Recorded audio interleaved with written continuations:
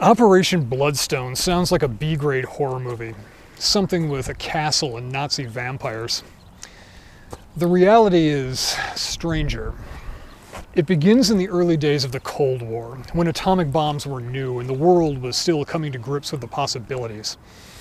Those early bombs were measured in kilotons, not megatons, and they were dropped on their targets by men in propeller-driven bombers like the B-29 behind me. A rather quaint nuclear apocalypse looking back, and much less thorough than the thermonuclear weapons and ICBMs of later decades. A segment of America's military establishment was fixated on the question, what do we do with Russia after nuking it? The country will still be there, fragments of the Soviet military will still be around. The nuclear weapons of the day were devastating, but they weren't turn Eurasia to glass and forget about it devastating. The Pentagon plan for nuclear war in the latter half of the 1940s involved a 30-day bombing campaign of key Soviet industrial and military sites. Known as Plan Totality, today it's often dismissed as a disinformation ploy by the Truman administration to deter Soviet expansion in Europe. Records regarding production rates of nuclear weapons after August 1945 suggest that it was bluster, but not entirely bluff. I'm forced to conclude that Plan Totality was serious, at least in terms of concept, if for no other reason than the later plans through the decade and into the 1950s followed the same basic idea, only using more bombs as the stockpile grew. For example, by 1949 the war plan was Operation Dropshot, involving about 300 bombs on Soviet military bases, industrial sites, and cities. And in these early iterations, the prolonged bombing was to be followed by a guerrilla campaign against the surviving Soviet military forces and efforts to restore order for the civilian population. As it was noted that the bombing campaign might stimulate resentment against the United States, it seemed to the brass that efforts should be made to restore order by US-friendly factions instead of letting the communists do it. But who is actually going to march into post-apocalyptic Russia on behalf of the free world? Well, the really short answer is the SS, but let's get into the details. After the war ended, many of Europe's cities were an absolute mess. Building-sized piles of rubble had to be cleared, bodies had to be hauled away, ground had to be leveled for new construction. There was years of work to do.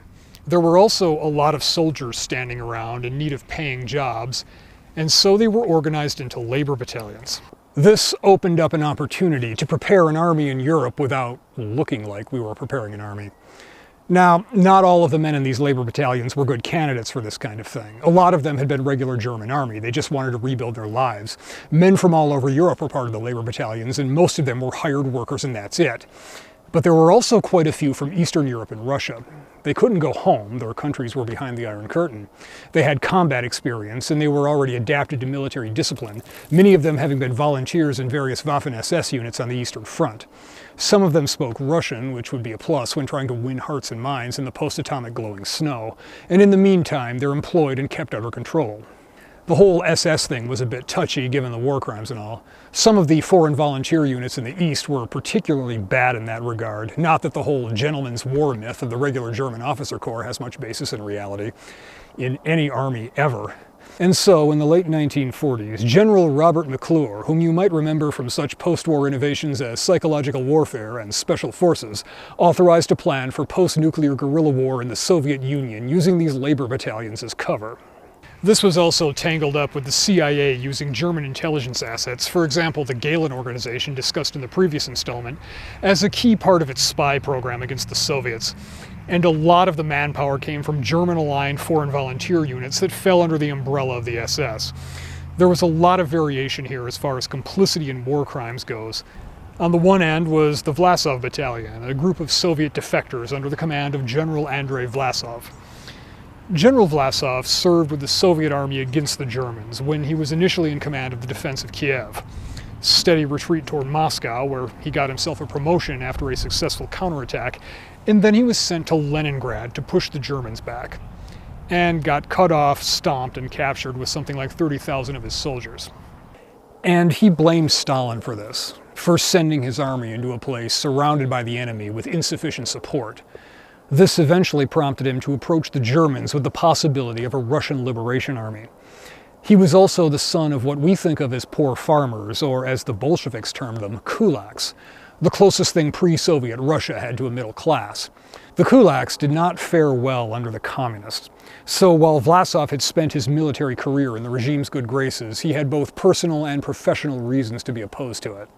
As for the men who joined the Russian Liberation Army, being a Russian POW in German captivity was a bad situation. Some wanted to free their people from Stalin's oppression. Others just saw it as a way to get more food. The battalion didn't see much action outside of propaganda use because the German leadership was cautious about organizing and arming an army of Russians inside their own territory.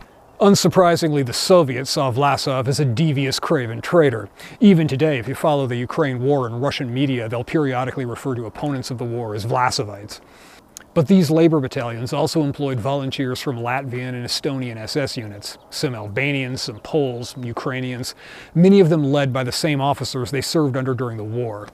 Some of these were hardcore guys, like officers at concentration camps and members of Einsatzgruppen, special action groups. I'll let you work out the euphemism.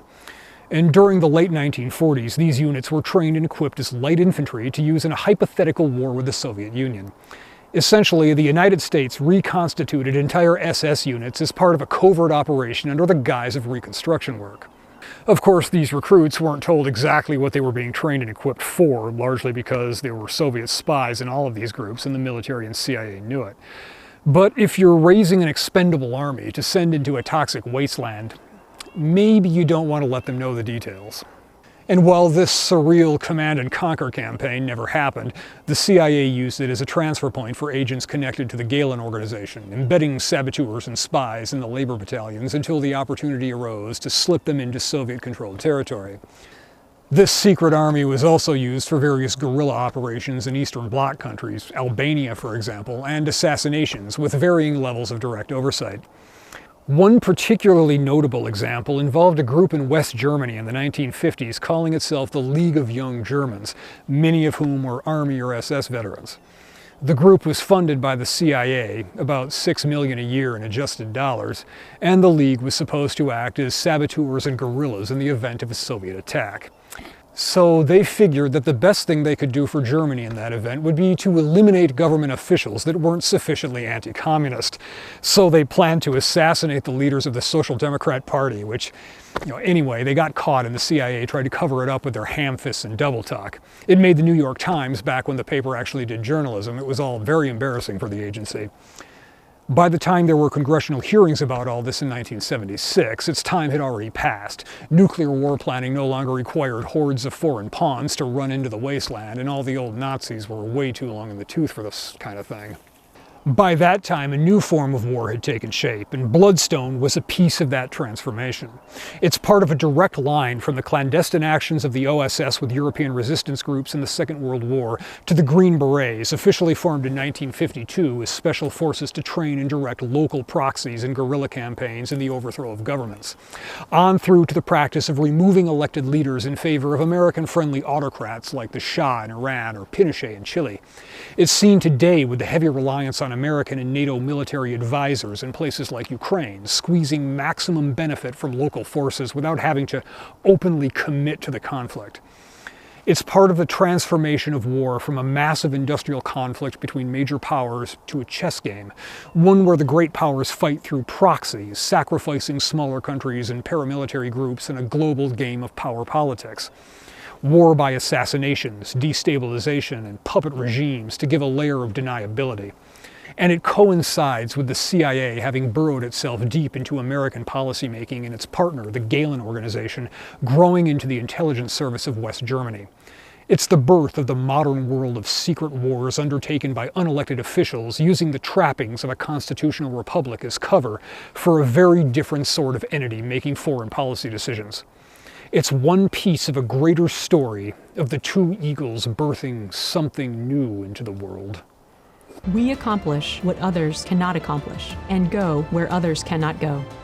We are the Central Intelligence Agency.